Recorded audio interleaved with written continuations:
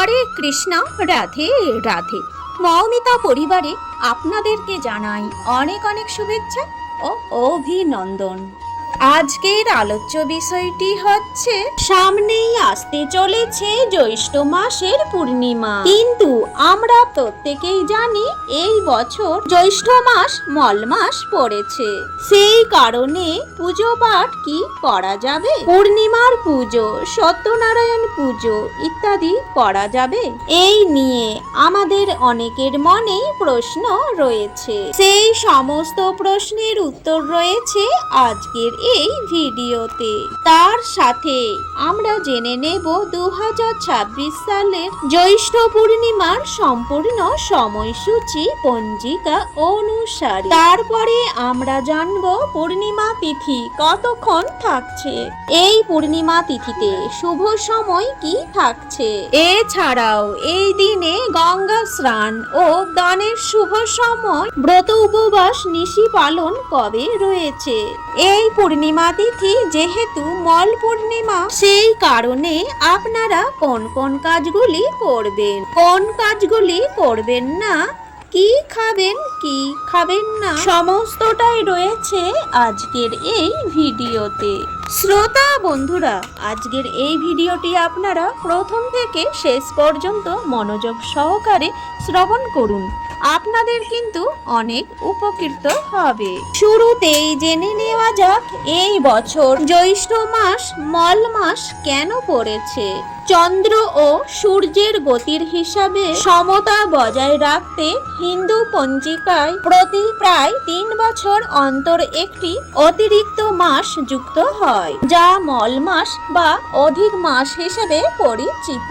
এই মাসে 2টি অমাবস্যা পড়েছে। শুরুতে একটি অমাবস্যা ফলহারিণী অমাবস্যা ছিল এবং এর শেষে একটি মল অমাবস্যা রয়েছে, যে কারণে এই মাসটি মল মাস বা পুরুষোত্তম মাস নামে বিবেচিত রয়েছে। মল শব্দের অর্থ এখানে পরিত্যক্ত বা অশুভ, তাই এই মাসে অন্নপ্রাশন, গৃহপ্রবেশ এবং নতুন কোনো কাজ করা নিষিদ্ধ।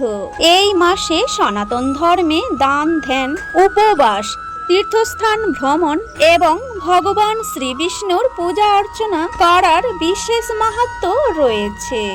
এই মাসের পূর্ণিমা বা মল পূর্ণিমা কখন থেকে শুরু হচ্ছে? 15ই জ্যৈষ্ঠ 30শে মে শনিবার রাত্রি 11:22 থেকে শুরু হচ্ছে পূর্ণিমা তিথি। পূর্ণিমা তিথি সমাপ্ত হবে 16ই জ্যৈষ্ঠ 31শে মে রবিবার দুপুর 1:12। অর্থাৎ উদয় তিথি অনুযায়ী 16ই জ্যৈষ্ঠ 31শে মে রবিবার এই দিনে পূর্ণিমার ব্রত উপবাস রয়েছে। এই দিনে পূর্ণিমার পুজো পাঠ করতে হবে। এর আগের দিন 15ই জ্যৈষ্ঠ 30শে মে শনিবার পূর্ণিমার নিশি পালন রয়েছে। আপনারা যদি বাড়িতে সিন্নি পুজো করাতে চান, সিন্নি পুজোটা এই পূর্ণিমায় না করে অন্য পূর্ণিমায় করুন। অন্যান্য শুভ কাজও আপাতত না করাই ভালো।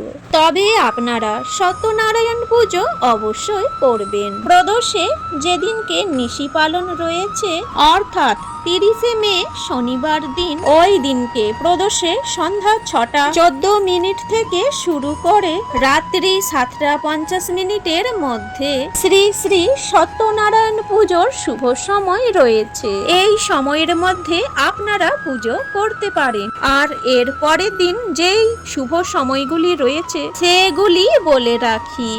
অমৃত যোগ থাকছে দিবা 6:43 থেকে শুরু করে 9:25 পর্যন্ত, আবার 12:06 থেকে শুরু করে 2:47 পর্যন্ত। এরপর রাত্রি 7:44 মধ্যে এবং তারপর 10:36 থেকে শুরু করে 12:42 মধ্যে। মাহেন্দ্র যোগ থাকছে দুপুর 4:35 থেকে শুরু করে বিকেল 5:29-এর মধ্যে। এই সময়টি শুভ সময় রয়েছে। আপনারা যদি রবিবার দিন পুজো করতে চান 31শে মে, তাহলে এই সময়ের মধ্যে পুজো করে নেবেন। গঙ্গা স্নানের শুভ সময় কি থাকছে? সূর্যোদয় হচ্ছে ভোর 4:56।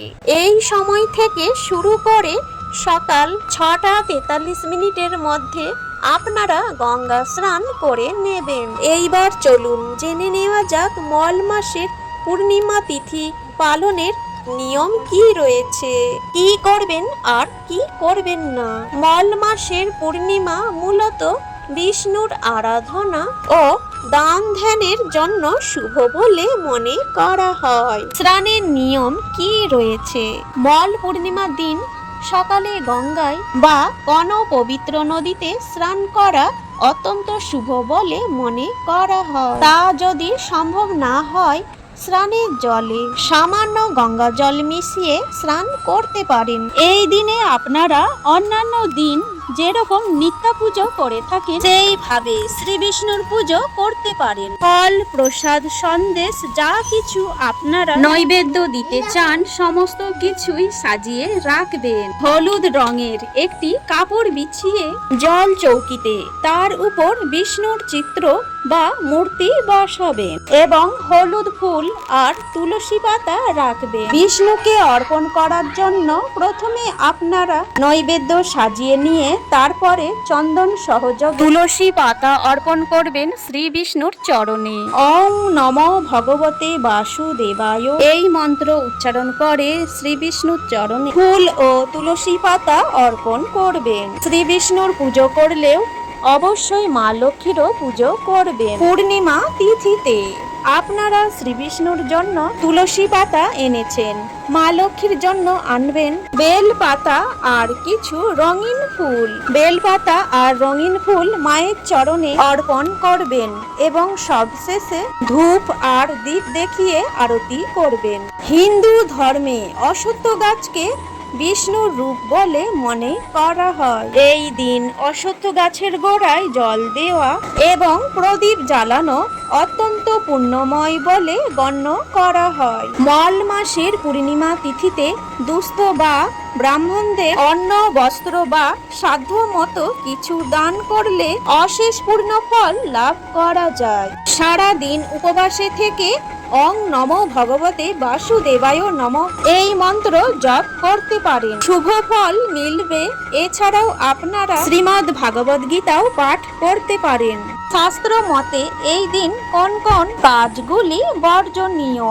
মল বা অধিক মাসের যে কোনো ধরনের শুভ কাজ না করাই ভালো, যেমন বিবাহ, গৃহপ্রবেশ, নতুন ব্যবসা শুরু করা, নতুন কোনো জিনিস কেনাকাটা করা বাড়ির জন্য নিষিদ্ধ। তাই পূর্ণিমার দিনে এই ধরনের জাগতিক শুভ কাজ করা থেকে বিরত থাকা উচিত। মল পূর্ণিমা তিথিতে আপনাদের করণীয় সবচেয়ে গুরুত্বপূর্ণ কাজটি হলো এই দিনে সন্ধ্যার সময় ঘিয়ের অথবা সরষের তেলের প্রদীপ জ্বালাবেন। বাড়ির ঠাকুর ঘরে এবং মন্দিরে যেখানে তুলসী মঞ্চ রয়েছে সেখানে। সবশেষে বলে রাখি, আপনারা কি খাবেন কি খাবেন না। কোনো রকম আমিষ খাবার গ্রহণ করা যাবে না। মাছ, মাংস, ডিম, পেঁয়াজ, রসুন, মুসুর ডাল ইত্যাদি আমিষ আহার গ্রহণ করা যাবে না। আর এই দিনে নখ চুল কাটবেন না, কোনো রকম ক্ষৌরকর্ম করবেন না। জয় শ্রী কৃষ্ণ। আজকের এই ভিডিওটি এই পর্যন্তই থাকলো। সকলেই ভালো থাকবেন, সুস্থ থাকবেন।